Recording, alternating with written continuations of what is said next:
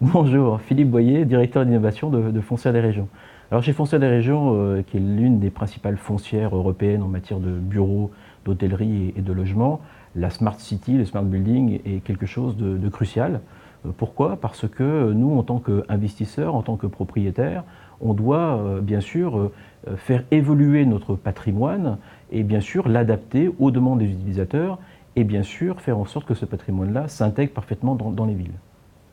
Moi, j'ai été frappé par l'éclectisme des intervenants, des thématiques qui ont été débattues. Bien sûr, on a énormément parlé de villes intelligentes, de bâtiments intelligents, mais en faisant intervenir des startups, en faisant intervenir des propriétaires immobiliers, en faisant intervenir des industriels qui ont des solutions nouvelles à proposer à tous ceux qui sont au cœur de la ville intelligente et au cœur du bâtiment intelligent. Pour moi, le smart building demain, dans les quelques années qui arrivent, c'est incontestablement un building, un immeuble ouvert dans plein de sens du terme, ouvert en termes de direction de la ville, singulièrement en matière de bureaux. L'immeuble de bureau de demain va mixer différents usages, on est bien là sur un sujet d'ouverture. Ouverture ensuite en termes de nouvelles technologies, les data, le numérique, nous n'en sommes qu'au tout début.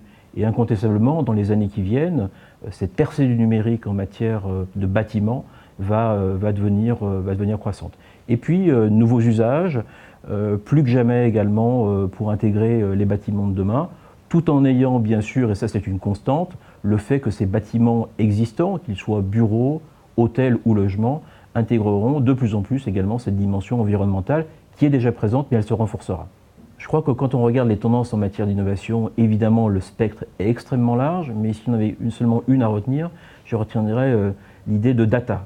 Je pense qu'on est au tout début de l'économie de la data dans l'immobilier. Le fait de récolter, de traiter, d'analyser, d'avoir une analyse prédictive des informations sur la vie d'un bâtiment, quel qu'il soit, va incontestablement être la tendance majeure dans les années qui viennent.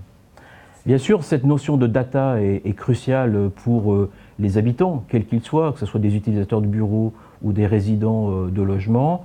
Le fait de pouvoir mieux analyser et quelque part mieux prédire la vie de ces habitants et donc de ces bâtiments et de pouvoir par là même anticiper demain de nouveaux services va devenir également un enjeu clé.